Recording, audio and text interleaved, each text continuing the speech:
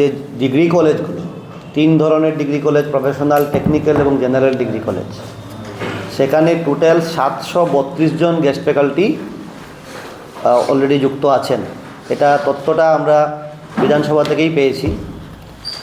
এই 732 জনের মধ্যে ইউজিসি নির্ধারিত যে যোগ্যতা রয়েছে সেই যোগ্যতা অনুসারে আছেন মাত্র 150 জন।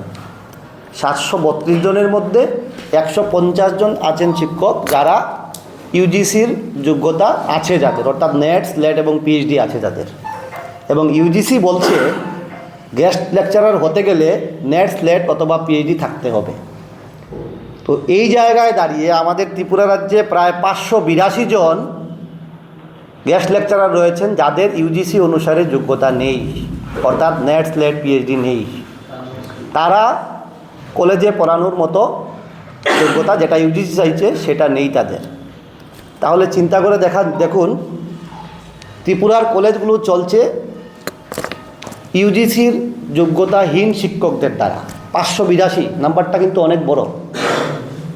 তো এই জায়গায় দাঁড়িয়ে আমাদের প্রশ্নটা কী? আমাদের প্রশ্নটা হচ্ছে যে কলেজে যারা পড়াশোনা করে তারা তো কোয়ালিটি এডুকেশন নেওয়ার জন্য এসছে। তাহলে ইউজিসি বলছে কোয়ালিটি এডুকেশন তখনই হবে যখন যোগ্যতা সম্পন্ন টিচাররা পড়াবেন।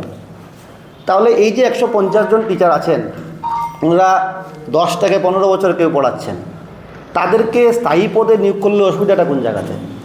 স্থায়ী পদে নিয়োগ করা যায়, যেহেতু অ্যাসিস্ট্যান্ট প্রফেসরের যে রেগুলার পোস্টগুলো সেটা দীর্ঘদিন থেকে রিক্রুটমেন্ট হচ্ছে না।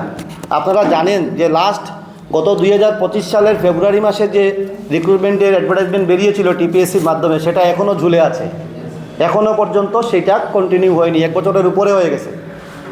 তাহলে এই জায়গায় সরকার যদি উদ্যোগ নেয় তাহলে যারা এই 150 জন রয়েছেন গেস্ট ফ্যাকাল্টি তাদেরকে অ্যাবজর্ব করা যেতে পারে অ্যাসিস্ট্যান্ট প্রফেসর পোস্টের মধ্যে। সেটা স্টেট এইডেড অ্যাসিস্ট্যান্ট প্রফেসর হতে পারে অথবা ডাইরেক্টলি ভ্যাকেন্ট পোস্টের অধীনেও অ্যাসিস্ট্যান্ট প্রফেসর হিসেবে নিয়োগ করা যেতে পারে। আনন্দ আর ভালোবাসার দীপ্তিতে গড়া সমুজ্জ্বল পরমা, ঠিক তোমারই মতো।